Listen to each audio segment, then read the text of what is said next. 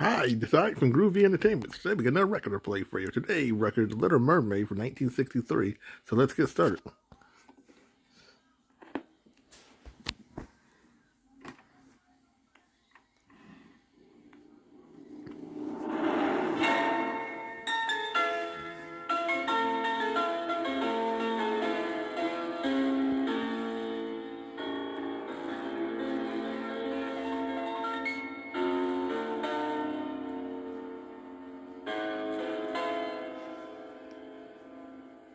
Oh, Grandma, I'd so much like to live like a human being.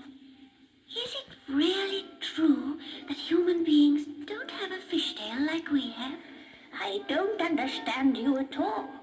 You're a mermaid of noble birth, the noblest birth you can imagine, for you are a daughter of the King of the Sea. And yet all the time you think about human beings.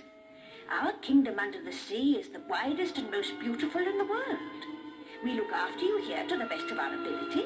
You have everything you need to be happy, but you're always pestering me with the same questions about human beings. Swim away and play. Oh, dear. Come here. Your elder sister has just had permission to swim to the top of the sea to celebrate her 15th birthday. She'll have had an opportunity to see some human beings. Go and ask her what they are like. She'll be able to tell you all about them.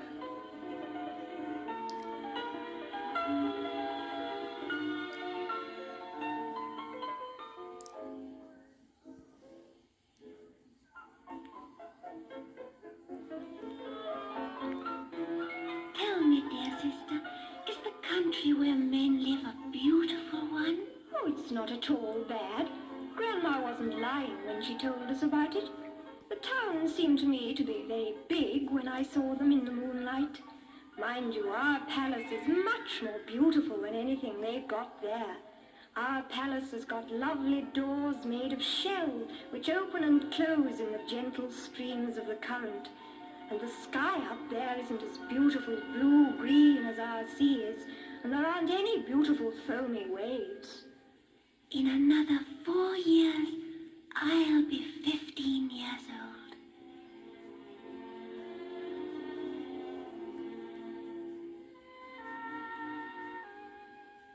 Tell me, dear sister, is the country where men live a beautiful one? I saw white icebergs as tall as our palace floating on a grey sea, and the northern lights dazzled me with their brilliant colours. But did you see any men? Oh, you never dream of anything else but men. It must be for that reason you took the statue of the little boy we found in the hold of the wrecked ship and put it in your garden. Well, I've seen men, and they don't seem very extraordinary to me. Our silver tails are much more graceful than the funny little sticks they call legs. Another 3 years before I can go. My two sisters are very lucky to have been born before me.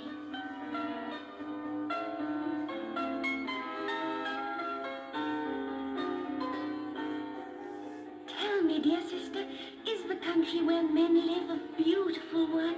I was very bold and swam right up a broad river. I saw beautiful green hills with castles and farms surrounded by magnificent trees. I heard birds singing. Their voices are as beautiful as ours are. In a little creek, there were some children swimming quite naked. When they saw me, they ran away, and a horrible animal with 4 legs and long black hair came to the edge of the water and barked at me, just like seals do when they howl at the moon. I've got 2 years to go, and then it will be my turn.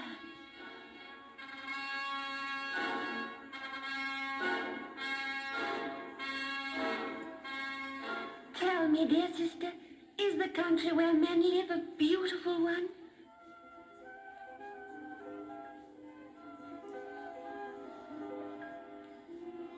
I went a long way from the shore, swimming with the waves. There were porpoises leaping around me, and big whales blowing through their nostrils, sending hundreds of sprays of water up into the sky.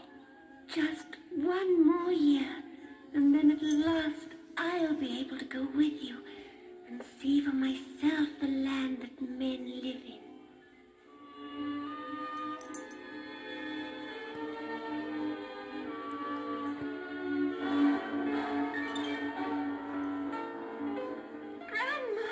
Grandma, I am 15 years old today. I can swim away and find out what human beings are like. Oh, come here, my little dreamer. For your wonderful journey, I want you to be more beautiful than ever. Let me comb your long black hair and twine pearl necklaces into it. What big shiny eyes you've got.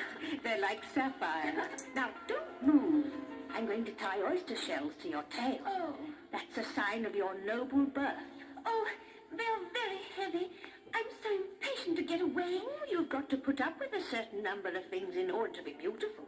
You can't swim around the ocean dressed like any ordinary mermaid. You've got to be dressed properly. There, my little pearl. You're even more beautiful than your sisters. Goodbye, Grandma. I feel as light as a bubble of air. I think I'll burst with joy when I get into the sunlight.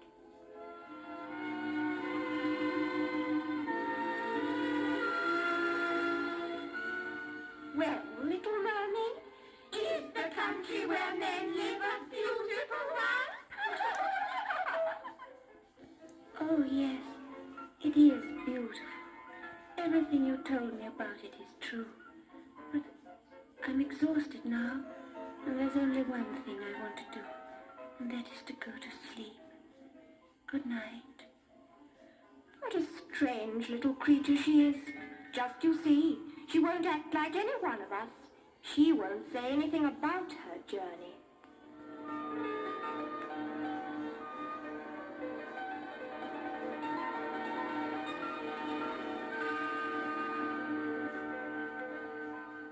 Dear statue in my garden, you're the only one I'm going to tell about my journey.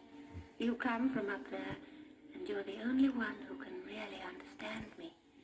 Moreover, you look very like my handsome prince. When I reached the surface of the sea, the sun had just set. The sky was like a beautiful ceiling above my head, and the evening stars shed a dreamy light.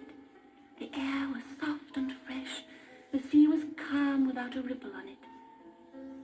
There was a fine, proud ship floating motionless on the waves. All its sails were furled, and there was a ball taking place on the ship.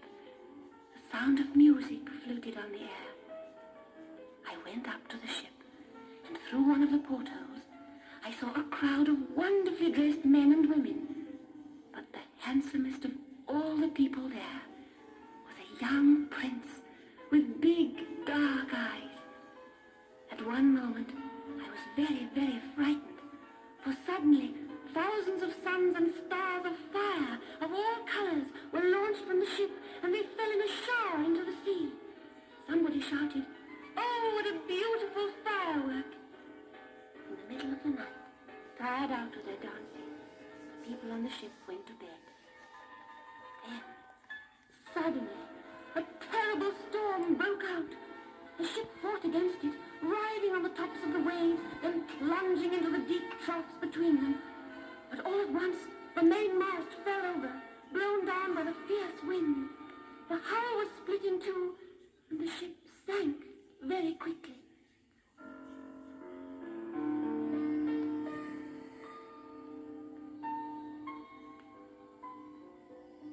I swam around amongst the wreckage, looking for my handsome prince, and I found him fighting desperately.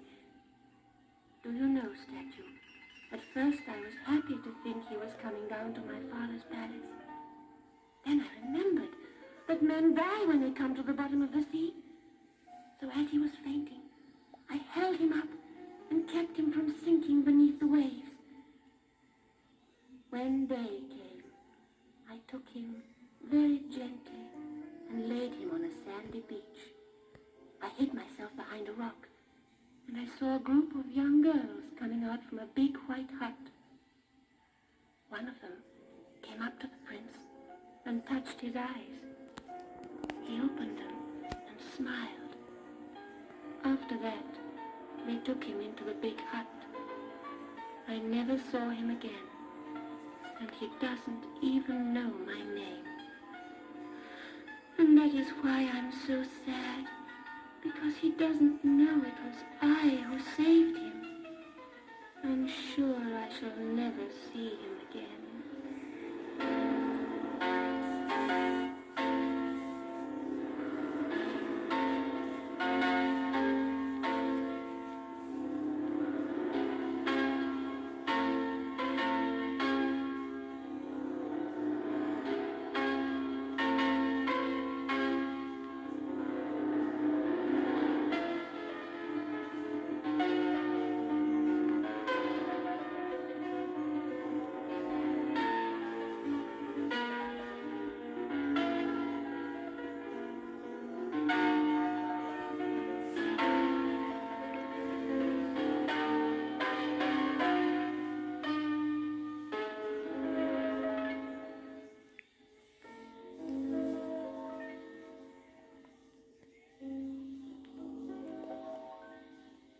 Grandma, I'd like to ask you a question. Well, If men aren't drowned, can they live forever and ever?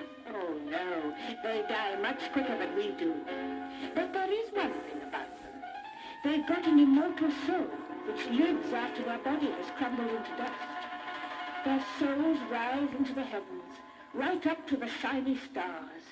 And then they see beautiful lands that you and I will never have the happiness of seeing.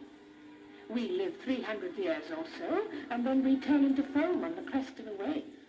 I would give all my hundreds of years of existence just to live as a human being. Do you think I could ever have the right to become immortal? Don't go dreaming about such silly things as that. We are much happier than men are. Go away and swim with your sisters. They never bother their little heads with the sort of thoughts that you have.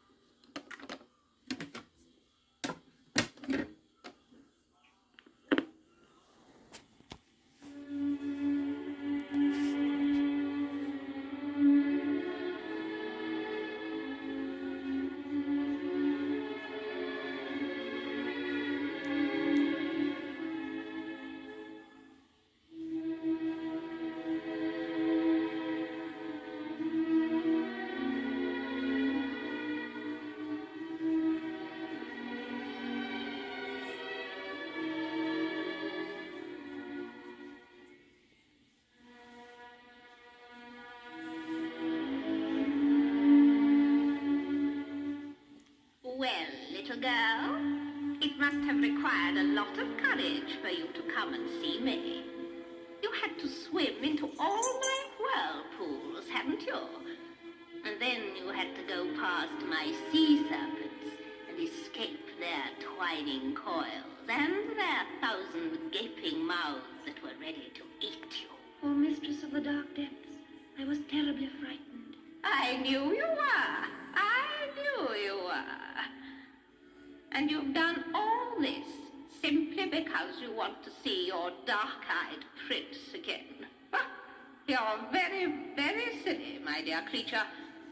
You want to get rid of your beautiful fish tail and have two funny little sticks in its place so that you can meet your handsome prince and make him fall in love with you. Huh? It's true, nevertheless, that if he married you, you would get an immortal soul. Well, since you ask me, I'm going to make you a special potion that you must swallow when you land. I warn you, you'll feel a terrible pain, as if somebody were cutting your body in two with a sword when your tail's turned into two legs. You'll be able to walk very gracefully, but every step you take will be agony for you. You understand? Yes, I understand. once you become immortal, you won't be able to become a mermaid again. And if the prince doesn't marry you, you'll die on the very day that he marries another girl. I understand. There's just one more thing. You're going to pay for the privilege of getting a pair of legs. I'm going to put some of my own blood in the potion, so it's only fair that you should agree to sacrifice something too. You have the most beautiful voice in the world. It would be enough in itself to charm the prince, but I want you to give it to me. But I'll be dumb if I give you my voice. Yes, you'll be dumb, my dear. You will have your eyes to show what your heart feels. I understand. I am ready to give you my voice.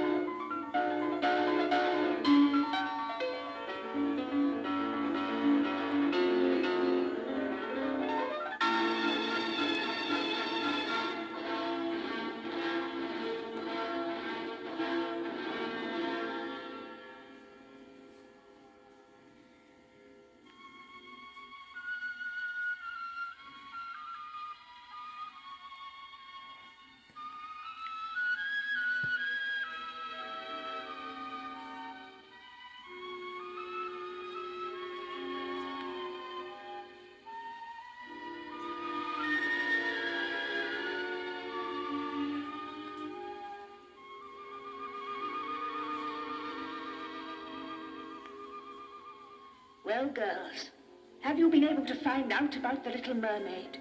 Is it true what my spies have told me? That the sea witch changed her tail into 2 legs so that she could go to the prince's country? Yes, Grandmother, it's true. We swam to the foot of the marble staircase that comes down into the bottom of the sea, and we saw the little mermaid. She's changed terribly. She's still got her long black hair and her eyes are as blue as ever. But instead of her lovely fish tail, she had 2 horrible legs, just like human beings have. Her dresses were studded with precious gems, and she never stopped smiling. We heard one of the servants say that she was found one morning stretched out on the beach. One of them said, "What a pity it is that she can't speak, for our prince loves her very much indeed. She sleeps in a room nearby, and he takes her with him everywhere. In order to please him, she's even learned to ride a horse." Grandma, you know what a horse is? Of course I do, but that's not important. What is important is this. Do you think our little mermaid was happy? Well, No. Tonight, we saw her dipping her legs into the water as if she wanted to cool them. She was looking at the sea rather sadly. Perhaps she misses us. My dear children, our little mermaid is lost to us forever.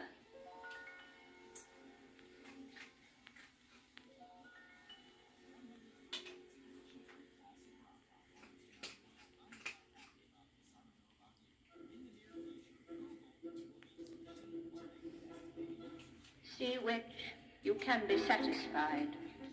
Here I am, the old queen coming to ask you for help. What a wonderful day indeed.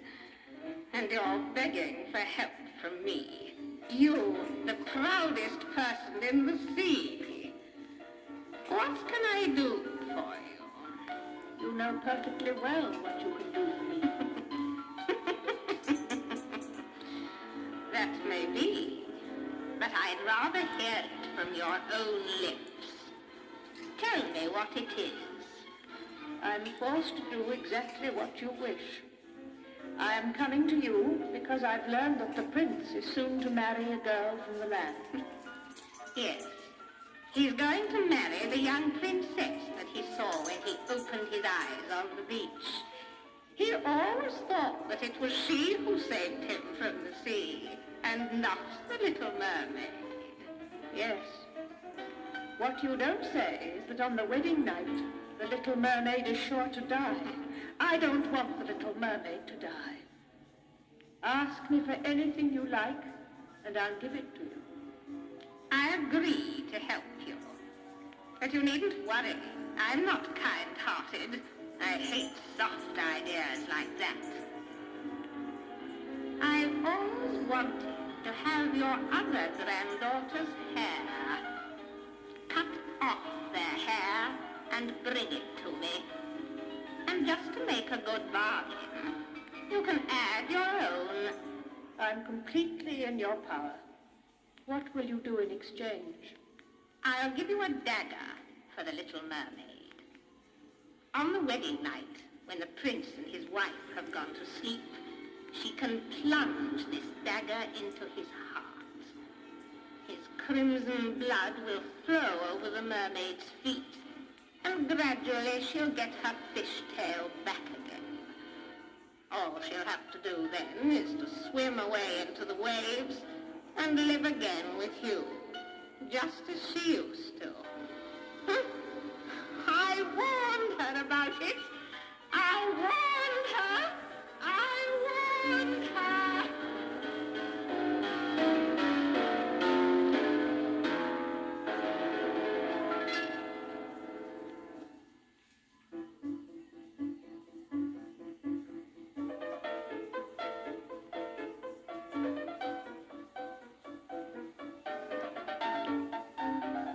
Which of the seas?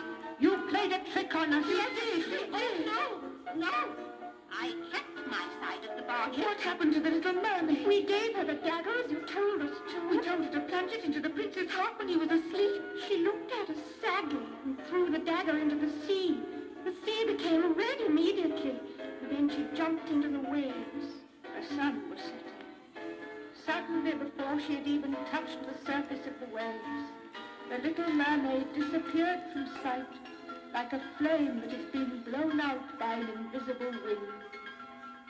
This is the first time in my long life I have been beaten. Thanks to her love, the little mermaid has been triumphant over me.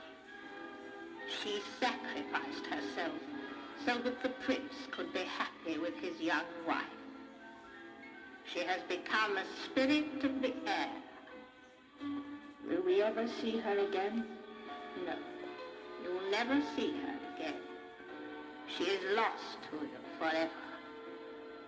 From now on, she will have an immortal soul, and she will fly with her companions in the deep blue of the skies.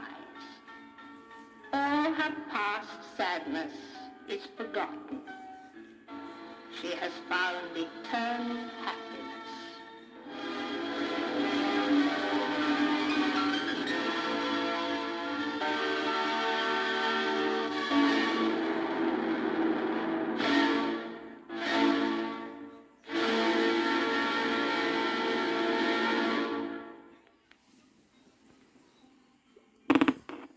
So, that was The Little Mermaid from 1963. So if you like, subscribe, share, and comment, and have a groovy day with another video coming out real soon.